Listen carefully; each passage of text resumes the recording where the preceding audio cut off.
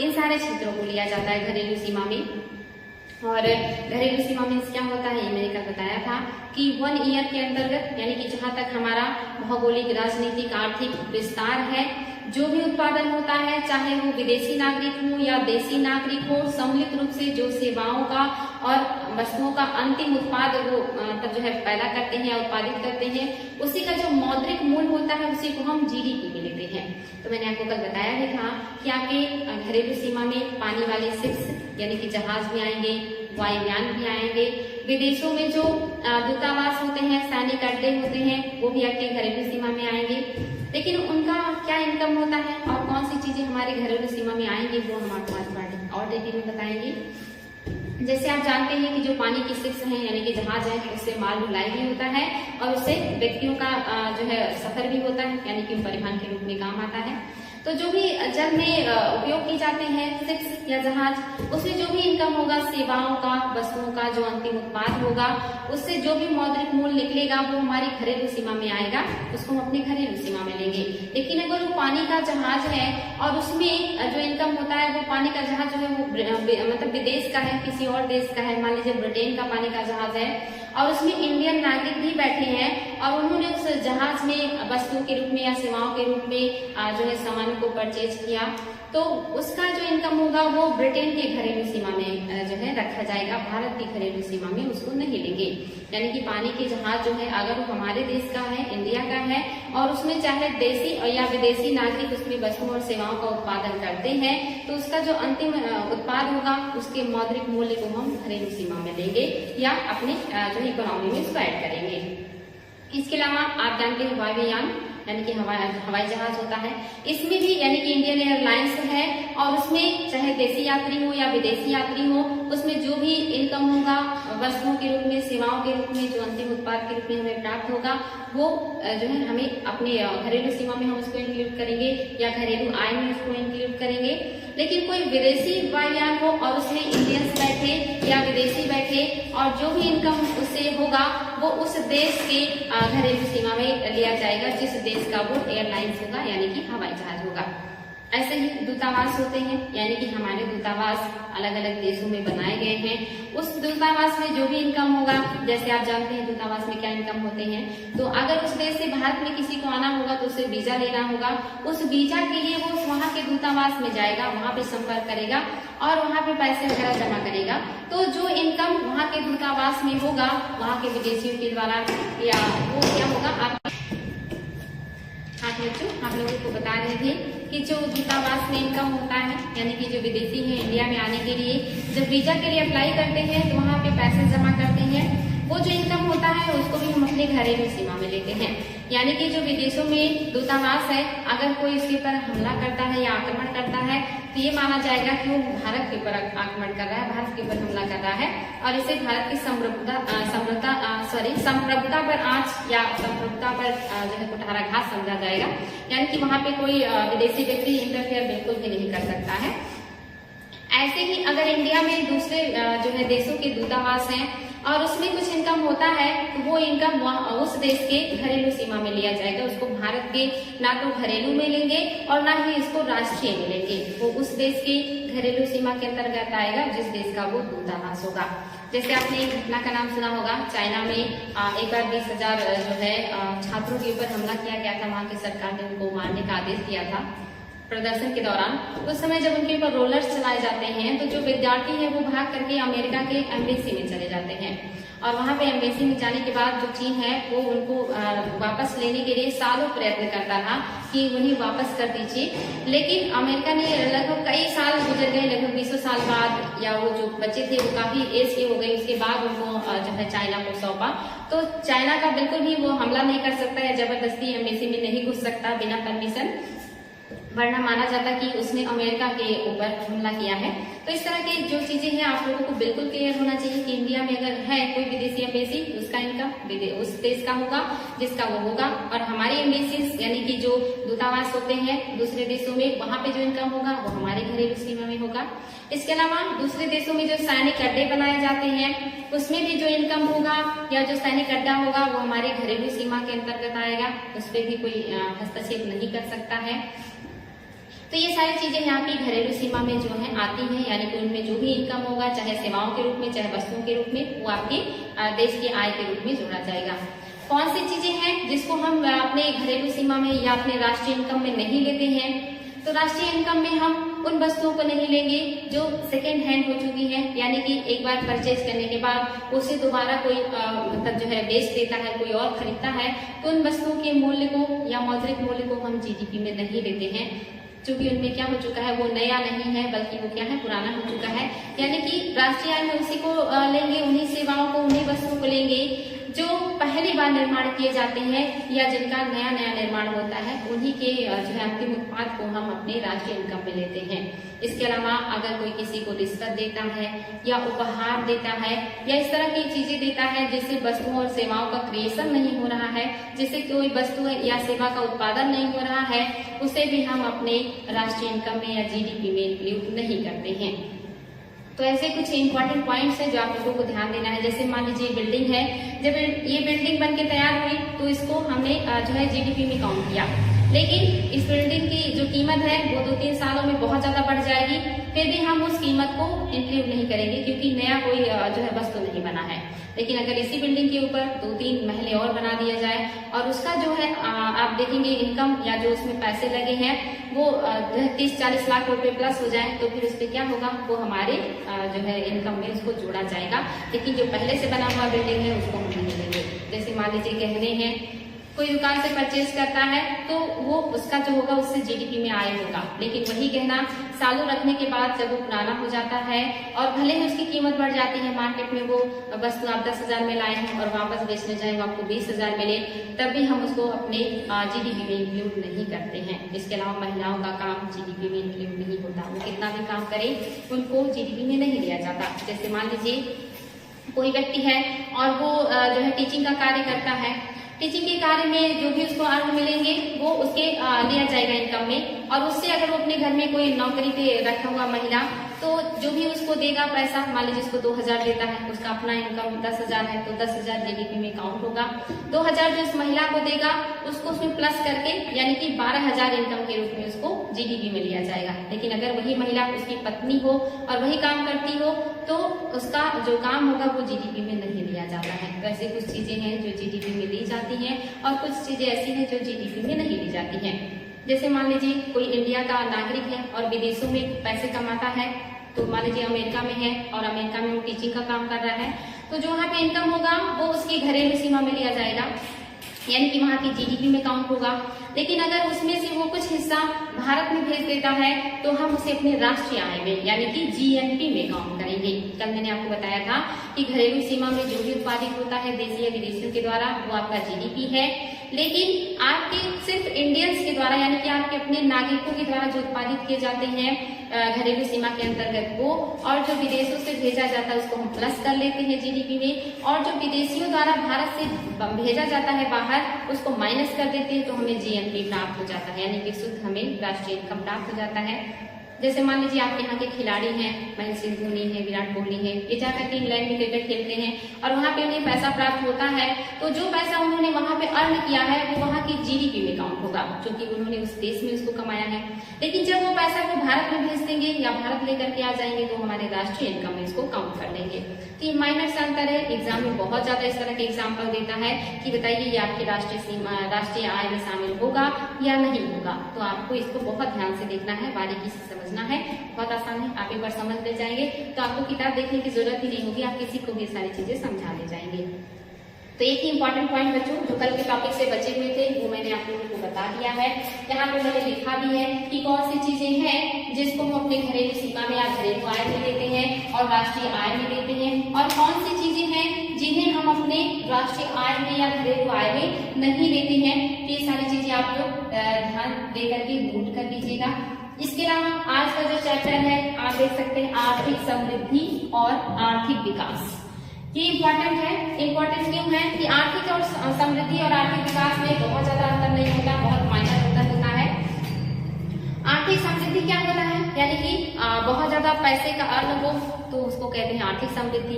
लेकिन जो आर्थिक विकास है एक ब्रॉड एरिया है, आर्थिक समृद्धि छोटा एरिया है, यानी कि यहाँ पे पैसे का इनकम लिया जाता है कि प्रति व्यक्ति जो इनकम है वो कितना ज्यादा है, तो वो आर्थिक समृद्धि होगा। लेकिन विकास में हम सारी चीजों को लेते हैं, जैसे आप देखेंगे जो आपका समृद्धि है उसमें हम क्या क्या लेते हैं, थोड़ा सा मैं आपको बताना चाहूंगी कि आर्थिक समृद्धि में क्या क्या चीजें दी जाती हैं। यानी कि यहाँ पे सिर्फ इनकम को लिया जाता है, सिर्फ आय को लिया जाता है आर्थिक रूप से। जैसे आप देखेंगे तो इसमें राष्ट्रीय आय होता है, राष्ट्रीय आय, इसके अलावा प्रति व्यक्ति आय, राष्ट्रीय आय, प्रति व्यक्ति आय, इसके अलावा जो भी आय प्राप्त होता है वो सारी चीजें हम समृद्धि में लेते हैं, आर्थिक समृद्धि में लेते हैं। यानी कि ये सारी चीजें जब इंक्लूड करेंगे तो राष्ट्रीय आय और प्रति व्यक्ति आय मिलाकर के आपकी राष्ट्रीय समृद्धि में आएगा। ये बिल्कुल सही है कि जो समृद्धि है होना बहुत जरूरी है, लेकिन समृद्धि हो तो डेवलपमेंट होगा ये जरूरी नहीं है। लेकिन अगर डेवलपमेंट है तो समृद्धि होगा ये डेढ़ श्योर है। कैसे, ये आप जानते हैं कि ऐसे बहुत सारे देश है जहाँ पे आप देखेंगे प्रति व्यक्ति आय बहुत ज्यादा है, खास करके आप पश्चिमी देशों की कुछ जो है अरेबियन कंट्रीज को ले सकते हैं, जैसे कुवैत है और आप जो पेट्रोलियम का बेचने वाले कंट्रीज हैं, इनका जो राष्ट्रीय आय है बहुत ज्यादा आता है या प्रति व्यक्ति आय जो है बहुत ज्यादा है, यानी कि वहाँ पे समृद्धि बहुत ज्यादा है। लेकिन आप देखेंगे कि वहाँ पे विकास कम है, यानी कि महिलाओं को अधिकार नहीं है या शिक्षा की बहुत ज्यादा अच्छी व्यवस्था नहीं है और हर क्षेत्र में महिलाओं को नहीं आगे बढ़ने दिया जा रहा है। तो कहीं ना कहीं वहाँ पे शिक्षा की कमी है, जागरूकता की कमी है, यानी कि विकास की कमी है। तो मान लीजिए दो उदाहरण लेते हैं। एक परिवार है जिसमें राष्ट्रीय मतलब जो समृद्धि है बहुत ज्यादा है, यानी कि अगर 5 लोग हैं और हर व्यक्ति जो है 10-10 हजार कमाता है, तो आप देखेंगे कि वहाँ पे 50,000 रुपए आ रहे हैं महीने के। और एक परिवार है वहाँ पे भी इतना ही इनकम आ रहा है, लेकिन एक तरफ जो परिवार है जो समृद्ध तो है, यानी कि उस वक्त पैसे हैं, लेकिन वो ना तो शिक्षा में खर्चा करते हैं, ना तो स्वास्थ्य में खर्चा करते हैं, ना तो अच्छे भोजन में और पानी में खर्चा करते हैं, बल्कि उस पैसे को स्टोर करते हैं, उसको बचा करके रखते हैं। और एक दूसरा परिवार है जो उस पैसे को अलग अलग मदों में, यानी कि बच्चों की शिक्षा में, बच्चों के स्वास्थ्य में, अच्छे भोजन के लिए, स्वच्छ पानी के लिए और अच्छी व्यवस्था के लिए उनके ऊपर खर्चा करता है। तो एक तरफ देख रहे हैं आप आर्थिक समृद्धि है, बहुत ज्यादा पैसा है, लेकिन लोगों के ऊपर खर्चा नहीं किया जा रहा, बल्कि उसे स्टोर किया जा रहा है कि हम और ज्यादा पैसा कमाएंगे। इसको मितव्ययिता या कंजूसी भी कहते हैं, यानी कि जो लोग कंजूस होते हैं वो सिर्फ पैसे को कलेक्ट करते हैं, वो विभिन्न मदों में पैसे को खर्चा कम करते हैं। लेकिन जो आर्थिक विकास चाहता है, जो जागरूक इंसान होता है, वो हर मद में पैसे को खर्चा करता है या लगाता है और वहां से अच्छे जो है परिणाम पाने का प्रयास करता है। तो आप देखेंगे ये व्यक्ति है इसका पैसे नहीं बच रहे हैं, वो विभिन्न मदों में लगा रहा है, शिक्षा पे खर्चा कर रहा है, स्वास्थ्य पे कर रहा है, भोजन पे कर रहा है, पानी पे कर रहा है, अपने जो लिविंग स्टैंडर्ड है उसको अच्छा रखता है। उसके महीने के 50,000 जो है वो लगभग समाप्त हो जाते हैं। और एक दूसरी तरफ है वो 50,000 में से 1,000 भी नहीं खर्च करना चाहता और उसे वो स्टोर करके उसमें बहुत सारा पैसा आ रहा है।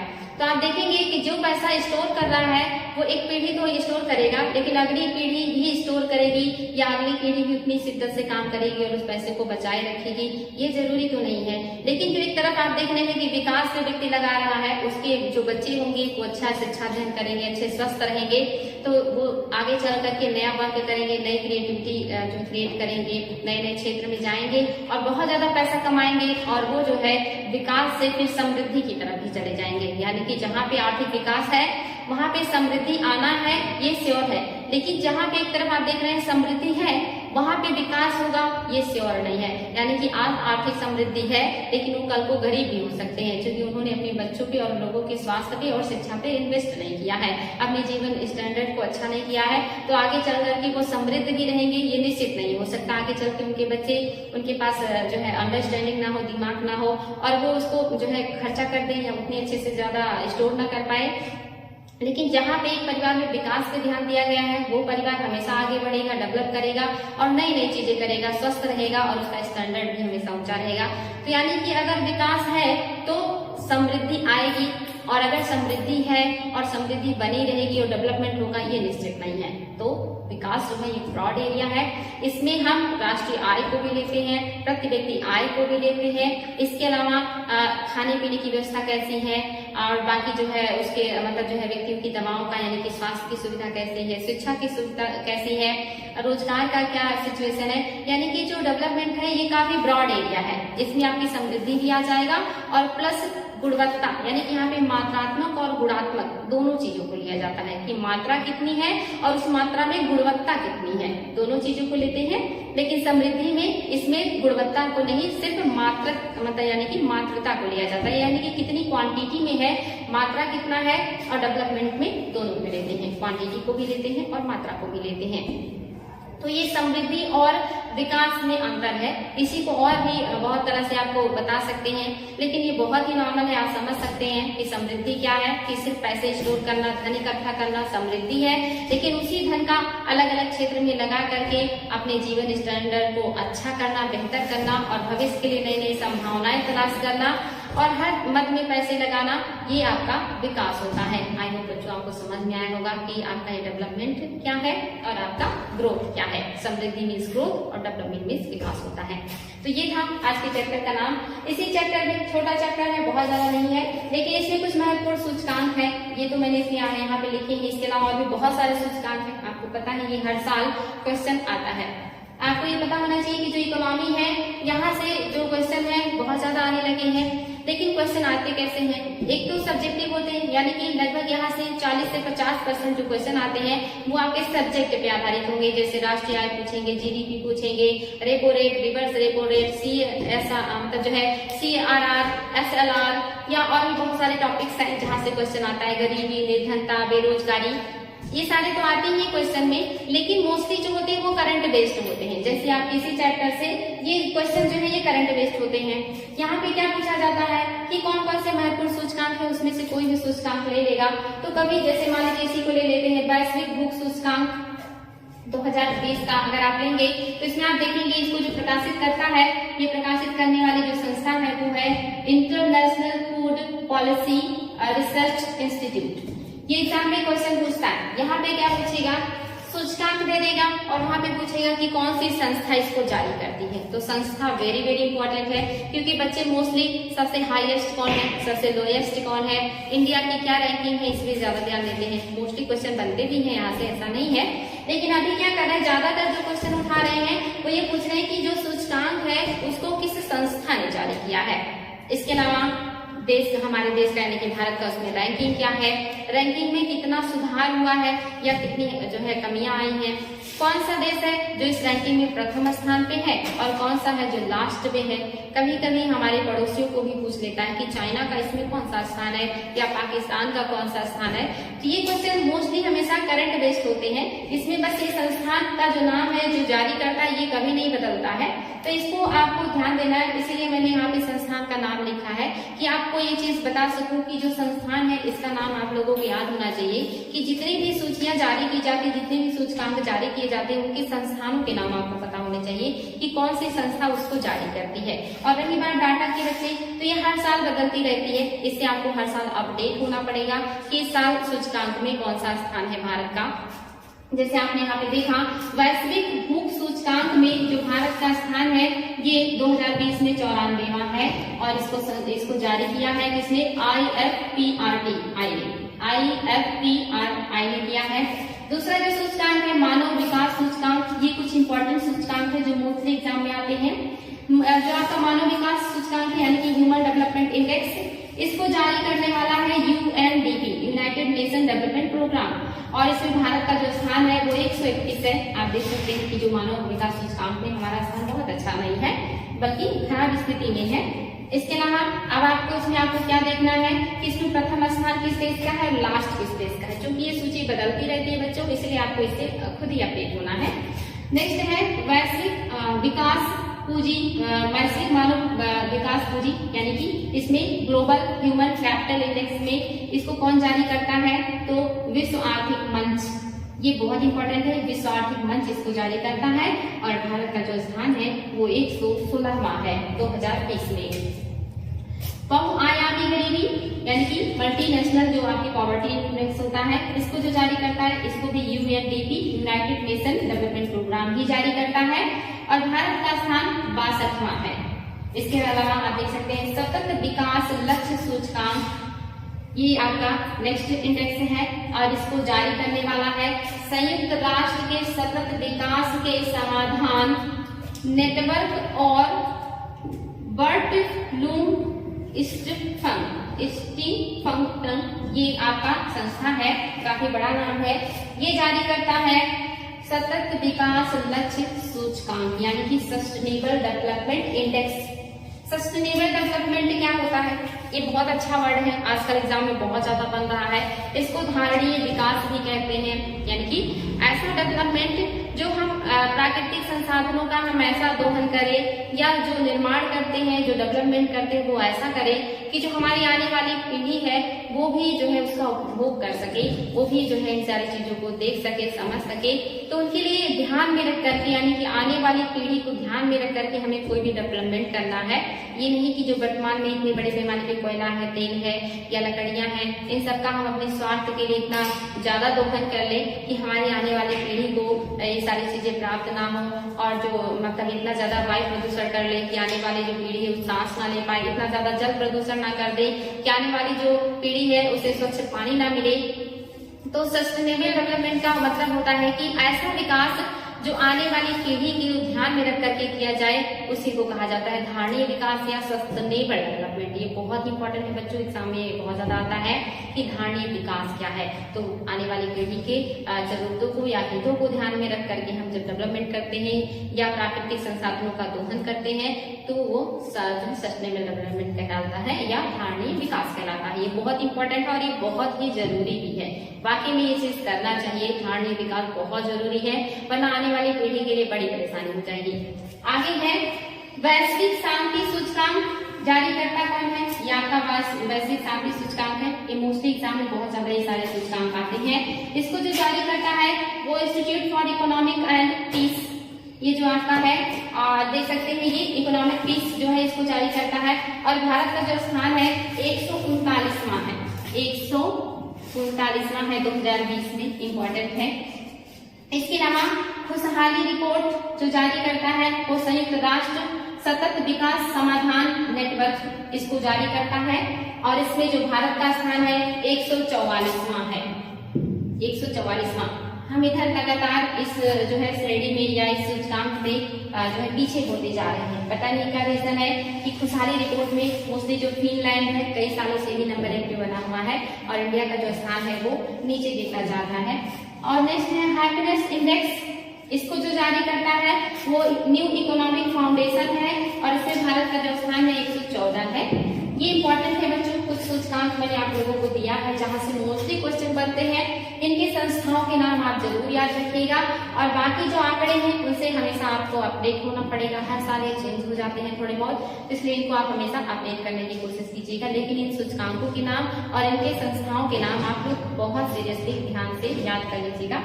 तो ये कुछ छोटा सा चैप्टर था जिससे बहुत सारी चीजें नहीं थी, आर्थिक समृद्धि, आर्थिक विकास और ये सूचकांक, ये सारी चीजें हो चुकी हैं। आई होप बच्चों आप लोगों को समझ में आ रहा होगा, आपको पसंद आ रहा होगा। आप लोग लाइक नहीं करते हैं तो मुझे पता नहीं चलता कि आपको अच्छा लग रहा है कि नहीं अच्छा लग रहा है। तो अगर आपको अच्छा लगे तो प्लीज लाइक कीजिएगा। थैंक यू बच्चों।